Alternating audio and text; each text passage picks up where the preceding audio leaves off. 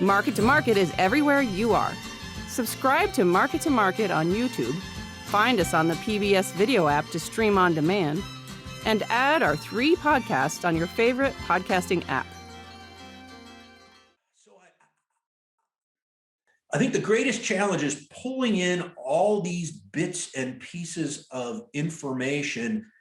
So, when we think about the U.S., we really do, we have NASS, and NASS is unique among statistical agencies around the world. They really are unique around, the level of detail, I know folks like to poke and jab at them, but there's not anything else like that around the world in terms of agricultural statistics.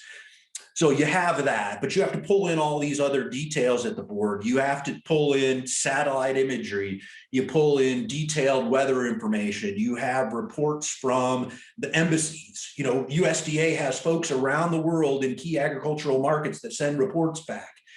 So you've got to synthesize all this stuff into a report, and then explaining it to people is also another element. I don't think that that's necessarily what I want to say the difficulty is, but synthesizing all this information and bringing all this expertise across USDA. The group I ran was only 25 people, right? But we drew resources from all these other huge agencies, the Foreign Ag Service, Economic Research Service, bring all these folks together, sit them in a room, go over all these intense details. I had 5 meteorologists who worked for me, bring them over, tell us what you think's going on, what do you see, and synthesizing that. That's, to me, a challenge, but an awesome challenge. I'm one of these people that loves to talk about what does the wheat crop in the Ukraine look like. I could go, I love those kinds of conversations. Why does Ukraine wheat, Brazil corn, Brazil beans, Argentinian beans matter to the U.S. farmer in Scott County, Iowa, or Clinton County, Iowa, or DuPage County, Illinois? No, absolutely. The WASDE is a public good, right? So the whole purpose of this is to once a month kind of put us all on an equal footing in terms of market understanding.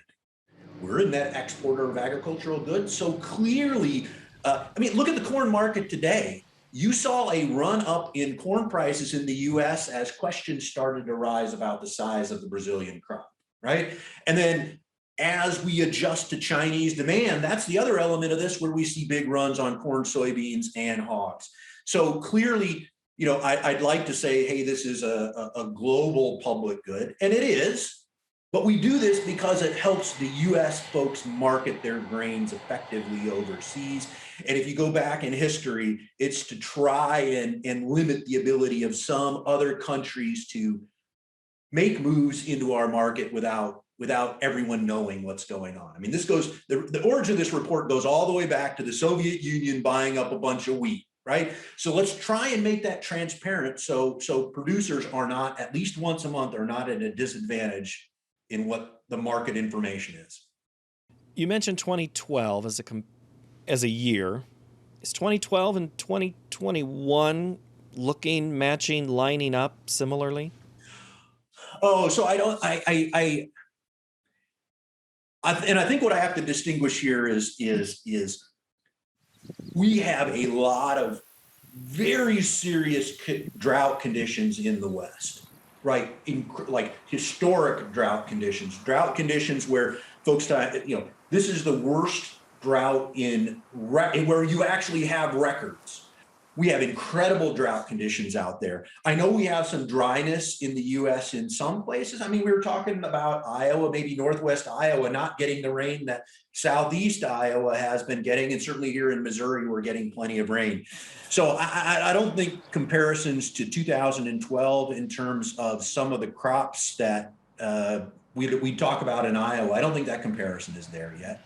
But I do have concerns about dryness we observe in North and South Dakota, Minnesota, Northwest Iowa, and we're clearly keeping an eye on that. If I'm a producer in Illinois, Indiana, Ohio, South Dakota, North Dakota, wherever I'm at, what are the 3 biggest storylines I'm watching here for the rest of this year from an economist standpoint? What are the ones that are going to impact me the most? Okay, some things that nobody can do anything about, like weather. Obviously, that's one of the big elements here. right? And I don't mean just our own weather. I'll say our own weather. Obviously, that's the biggest short-term effect.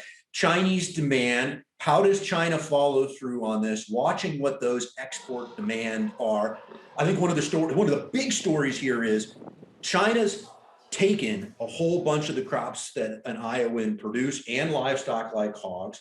I think the other element of that is other demand, export demand hasn't backed off. So that's a good story. So watch that. Second, ASF in China. If we had another outbreak, that might be very negative for your producers in Iowa, both from a corn and soybean export. We'll take off what's been pretty insensitive to the price demand. The Chinese seem to be buying it no matter what the price is. Is that two? Does that get me to two? You need one more. And then the third one, I think the third one I'm going to say is something that I think folks overestimate its importance in the short run. And that I'll say is biofuel policy, exactly where the EPA ends up here on some of this pending legislation. Do I think biofuel policy is important for Iowa grain producers? Absolutely, I do. Okay.